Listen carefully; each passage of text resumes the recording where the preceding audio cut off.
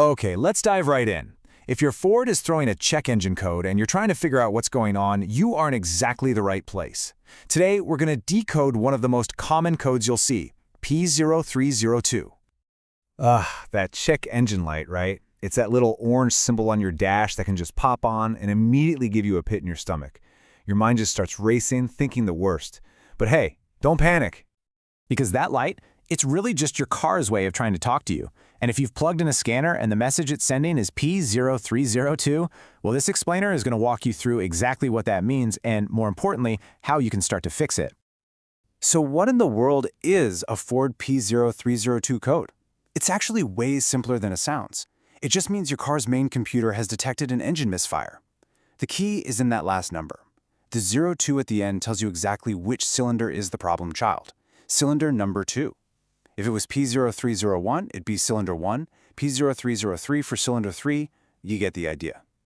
Now, to understand what's gone wrong, we first got to understand what's supposed to go right.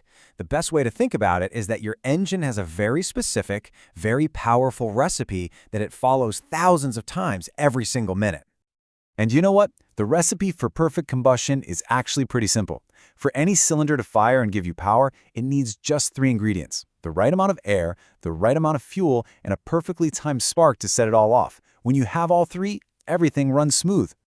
A misfire is just a botched recipe. It's what happens when one of those key ingredients is either missing or just off. Maybe you don't have enough fuel, or maybe there's too much air from a leak somewhere.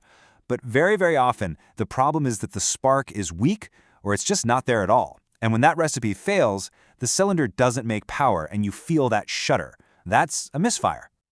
So the million-dollar question is, why did the recipe fail in cylinder 2? It's time to put on our detective hats and take a look at the usual suspects. The potential culprits almost always fall into one of 4 categories. Right at the top of our list, the most wanted are problems with the ignition system. After that, you've got fuel system issues, you've got sneaky vacuum leaks letting in extra air, and then way down the list, and pretty darn rare, are the more serious internal engine problems. And check this out. It's not even a close race. A whopping 70% of the time, 7 out of 10 times, a P0302 code is going to be an ignition system fault. It makes sense, right? Parts like spark plugs and ignition coils live a really hard life with all that heat and high voltage, so they just naturally wear out. And this is actually fantastic news if you're doing it yourself, because these are often the easiest and cheapest parts to diagnose and replace. So rule number 1, always start there. All right, enough with the theory. Let's get down to the practical side of things. How do you actually find the problem? We're going to give you a super simple, logical checklist to follow. Okay, here's your game plan. First things first, you gotta locate cylinder 2 on your engine. A quick online search for your specific model should show you exactly where it is. Then, pull out the spark plug and give it a really close look. Is it worn out? Is it covered in oil or gunk? Is the porcelain cracked? If it looks bad, that could be your whole problem right there. If the plug looks okay, we move on to step 2, which is my absolute favorite pro-diagnostic trick.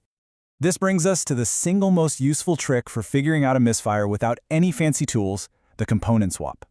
This little technique is so simple, costs absolutely nothing, and can give you a rock-solid answer about what's gone wrong. Here's how it works, and it's brilliant. Let's say you think the ignition coil on cylinder 2 is the bad guy. All you do is swap it with the coil from a cylinder you know is working fine, like cylinder 1. Then clear the codes with your scanner and take the car for a drive.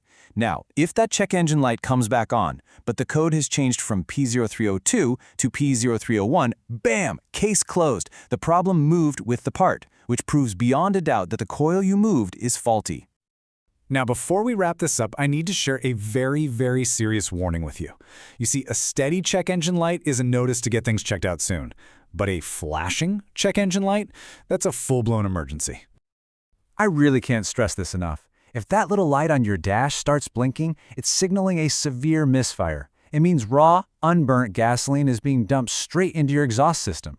You need to pull over as soon as it's safe and shut the engine off. And here's why that's so critical. That unburnt fuel can superheat and literally destroy your catalytic converter. And trust me, that's a part that can cost hundreds, sometimes thousands of dollars to replace. Ignoring a flashing light can turn a simple, inexpensive fix like a new spark plug into an absolute financial nightmare. So you see, the P0302 code isn't some big, scary mystery anymore. It's just a clue. And now you know what it means, you know who the likely suspects are, and you have a clear, logical way to investigate it. You have the knowledge now to take control of the situation and save yourself a ton of time, money, and stress. So the only question left is, are you ready to get started?